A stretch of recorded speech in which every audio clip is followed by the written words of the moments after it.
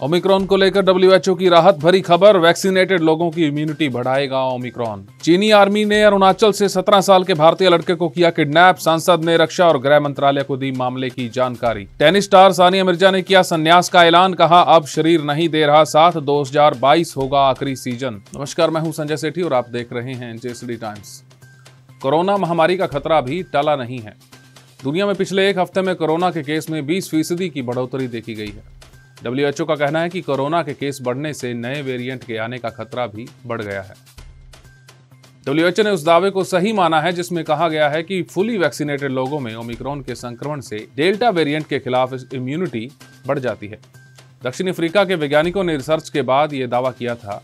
अब डब्ल्यूएचओ की chief scientist Soumya Swaminathan ने भी इस दावे की पुष्टि कर दी है। सुप्रीम कोर्ट में अब वकील किसी भी मामले की पैरवी मोबाइल फोन से भी कर सकेंगे। सुप्रीम कोर्ट ने इसकी छूट दे दी है। हालांकि कोर्ट ने इसके लिए एक शर्त रखी है कि वीडियो कॉन्फ्रेंसिंग में वकील का चेहरा मोबाइल से पैरवी करते वक्त साफ दिखना चाहिए। चीन की पीपुल्स लिबरेशन आर्मी ने अरुणाचल प्रदेश के सियांग जिले में 17 साल के एक लड़के को किडनैप कर लिया है। राज्य के सांसद तापीर गाओ ने बुधवार को इसकी जानकारी दी। किडनैप किए लड़के का नाम मिराम टोरोन है। चीनी सेना ने ब्रह्मपुत्र नदी के रास्ते पहुंचकर इस युवक को किडनैप किया है। बेंगलुरु एयरपोर्ट से एक साथ उड़ान भरने वाली इंडिगो की 2 फ्लाइट्स टकराने वाली थी, लेकिन रडार कंट्रोल की वजह से यह हादसा टल गया। यह घटना 7 जनवरी की है, लेकिन इसका खुलासा अब हुआ है।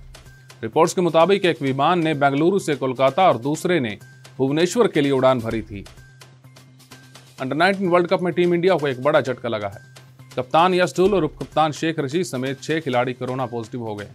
सभी को आइसोलेट किया गया है।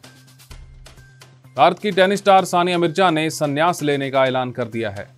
ऑस्ट्रेलिया ओपन में सानिया और यूक्रेन की उनकी जोड़ी नादिया चिकनोक को पहले ही राउंड में हार का सामना करना पड़ा, जिसके बाद सानिया ने यह फैसला ले लिया। उन्होंने कहा कि शरीर अब थकने लगा है, इसलिए 2022 का सीजन उनके लिए आखिरी है। दक्षिणी प्रशांत द्वीप समूह टोंगा में बीते हफ्ते समुद्र में एक ज्वालामुखी फटा था। इसके बाद से टोंगा का संपर्क बाकी दुनिया से कटा हुआ है, क्योंकि कम्युनिकेशन केबल क्षतिग्रस्त हो गई है। नासा के वैज्ञानिक जेम्स गार्विन का अनुमान है कि ज्वालामुखी में हुआ विस्फोट अमेरिका की ओर से 1945 में हिरोशिमा पर गिराए गए 10 मेगाटन क्षमता के परमाणु बम से 500 गुना ज्यादा था। जेएसडी विद्यापीठ में प्रबंध निदेशक डॉक्टर शमीम शर्मा के साथ सभी टीचिंग और नॉन टीचिंग स्टाफ का एक इंटरेक्शन सेशन आयोजित किया गया। इसमें उन्होंने मौजूदा हालातों को लेकर और विद्यापीठ में और बेहतर शिक्षण व्यवस्था बनाने को लेकर दिशा निर्देश दिए। इस सत्र में जेएसडी विद्यापीठ के सभी कॉलेजों के प्राचार्य, टीचिंग और नॉन टीचिंग स्टाफ मौजूद रहा और कोरोना नियमों का भी पूरी तरह से ध्यान रखा गया। अब बात आज के इतिहास की। आज ही के दिन भारत के पहले न्यूक्लियर रिएक्टर का उद्घाटन हुआ। 1957 में यह उद्घाटन किया गया। इस न्यूक्लियर रिएक्टर का उद्घाटन भारत के पहले प्रधानमंत्री जवाहरलाल नेहरू ने किया। न्यूक्लियर रिएक्टर किसी भी न्यूक्लियर प्रोग्राम की रीढ़ की हड्डी होता है। ये बात 50 के दशक में भारतीय न्यूक्लियर प्रोग्राम के जनक डॉक्टर होमी जहांगीर भाभा ने कही थी।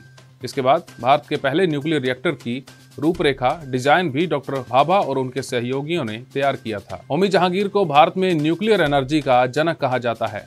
भारत का न्यूक्लियर रिएक्टर एशिया का पहला रिएक्टर था और भारत के न्यूक्लियर प्रोग्राम के बारे में जानकर दुनिया भर के देश हैरान थे। खासतौर पर अमेरिका को यह बात हजम नहीं हो रही थी। हालांकि कहा यह भी जाता है कि भारत के न्यूक्लियर प्रोग्राम में कई देशों की एजेंसियों ने रुकावटें पैदा करने की भी कोशिश की थी। हमारी इस खास पेशकश में फिलहाल इतना ही। देश और दुनिया की तमाम जानकारियों के लिए आप देखते रहिए जेएसडी टाइम्स।